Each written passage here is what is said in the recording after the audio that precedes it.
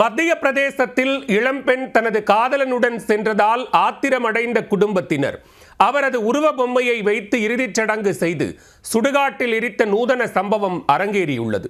மகளின் பிடிவாதத்தால் பெற்றோர் செய்த நூதன சம்பவத்தின் முழுமையான பின்னணி என்ன? மத்திய பிரதேசத்தின் விதிஷா நகரைச் சேர்ந்த இளம்பெண் சவிதா குஷ்பாகா.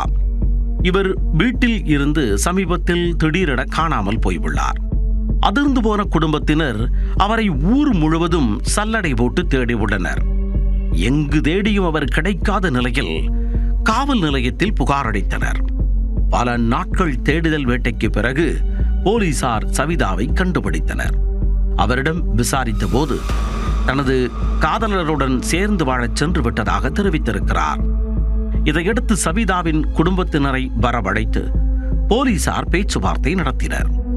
போலீசார் சவிதாவை நீ குடும்பத்துடன் செல்லுமா என்று அறிவுறுத்தினர்.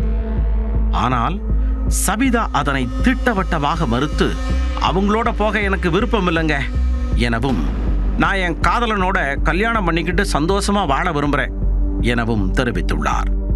இதை கேட்டு அதிர்ச்சி அடைந்த குடும்பத்தினர் அதன் பிறகு செய்த சம்பவம் தான் ஊரையே அதிர்ச்சிக்குள்ளாக்கியது.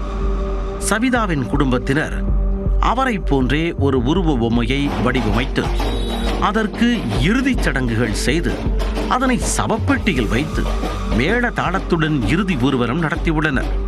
தொடர்ந்து உருவ பொம்மையை சுடுகாட்டிற்கு எடுத்துச் சென்று எரித்த குடும்பத்தினர் தங்கள் மகள் இறந்து விட்டதாக ஊர் முழுவதும் அறிவித்துள்ளனர். இந்த வீடியோக்கள் இணையத்தில் வெளியாகி பெரும் சர்ச்சையை ஏற்படுத்தியுள்ளது. உயிருடன் இருக்கும் பெண்ணுக்கு இறுதிச் சடங்கு நடத்திய குடும்பத்தினருக்கு எதிராக பலரும் தங்கள் கருத்துக்களை இணையத்தில் பதிவிட்டு வருகின்றனர். ஒரு இளம்பெண் தனது வாழ்க்கை துணையை தேர்ந்தெடுப்பது அவ்வளவு பெரிய குற்றமா?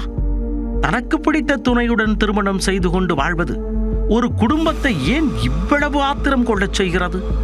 பெற்று வளர்த்த மகளின் விருப்பத்திற்கு இவ்வளவுதான் மரியாதை கொடுப்பார்களா என பல்வேறு கேள்விகளை எழுப்பி வருகின்றனர். மறுபக்கம் இது தொடர்பாக பேசியுள்ள சவிதாவின் சகோதரர், எங்கள் குடும்பத்தை பொறுத்தவரை இது சகோதரியின் இழப்பு மட்டுமல்ல, பல வருடங்களாக அவர் மீது வைத்திருந்த நம்பிக்கை மற்றும் பாசத்தின் சிதைவு என தெரிவித்துள்ளார். இது சவிதாவின் இறுதிச் சடங்கு அல்ல, அவளுடைய எதிர்காலத்திற்கான தனது பெற்றோரின் கனவுகளுக்கான இறுதிச் சடங்கு என வேதனையுடன் தெரிவித்தார்.